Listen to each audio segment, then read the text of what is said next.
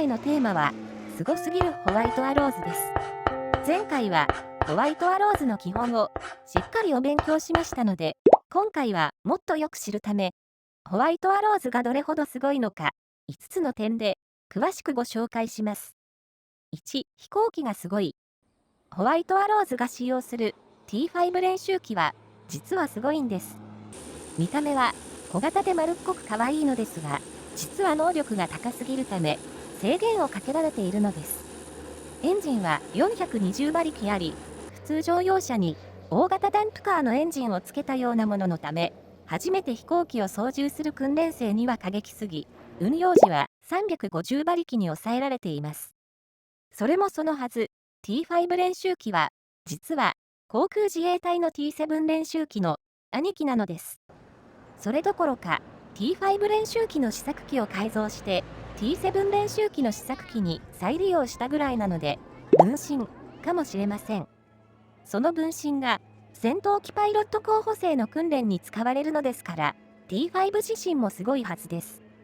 足かせをされても、ここまで機敏な動きができるのですから、もしリミッターを解除してフルパワー化したら、とんでもないモンスターチームになるかもしれませんね。2、パイロットの操縦技術がすごい。足かせされた T5 初級練習機は、とにかく安定して飛ぼうとします。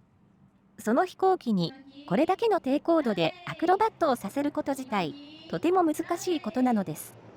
パイロットが横転させようとしても、嫌がって元に戻ろうとする飛行機をうまく回転させたり、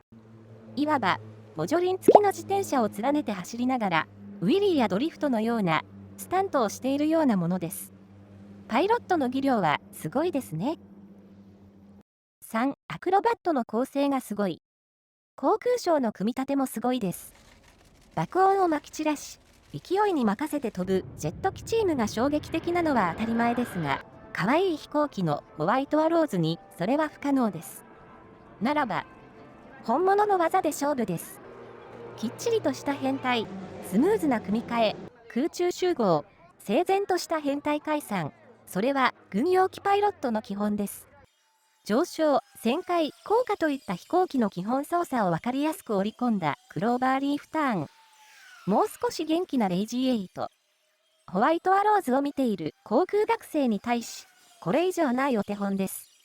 さらに飛行機を回転させたり、急上昇、急降下、超低空飛行など、息を飲むアクロバットを組み込み、一般人にも分かりやすく見せてくれます。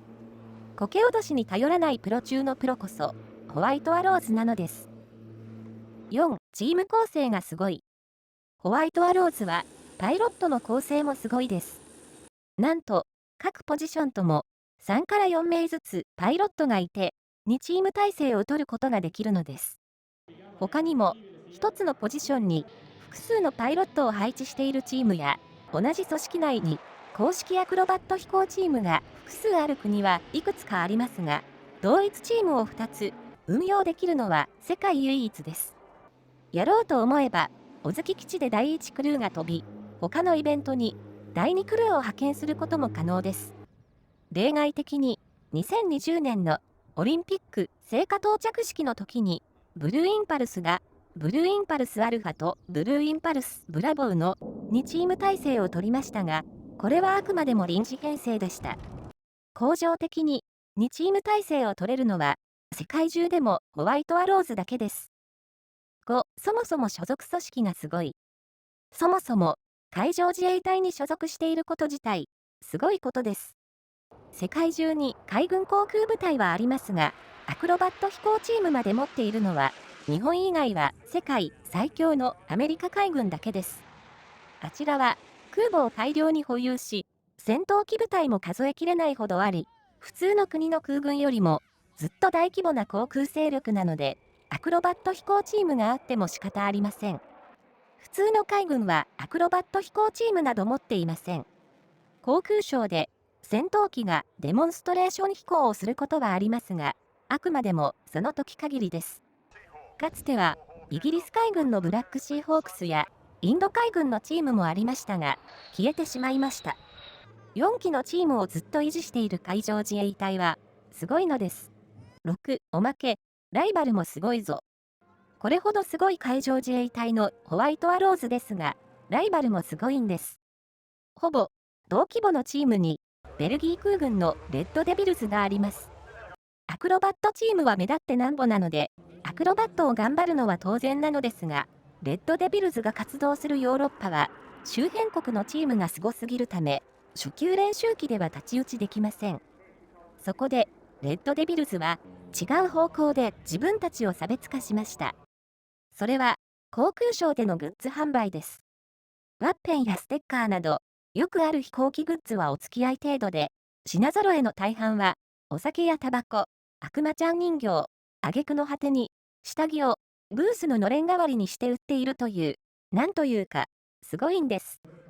自衛官には、品位を保つ義務がありますので、レッドデビルズのような下品なチーム、かっこ笑いになる心配はありませんが、すごいライバルがいるものですね。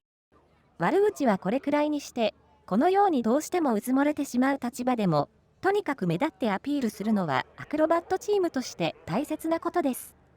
もちろん、アクロバットもすごいです。このクラスの機体で、本格的なアクロバットをやっています。大好きです。レッドデビルズ。ホワイトアローズも、もっともっとアピールしてもいいかもしれませんね。次回は、ホワイトアローズのアクロバット飛行すべてを詳しくご紹介します。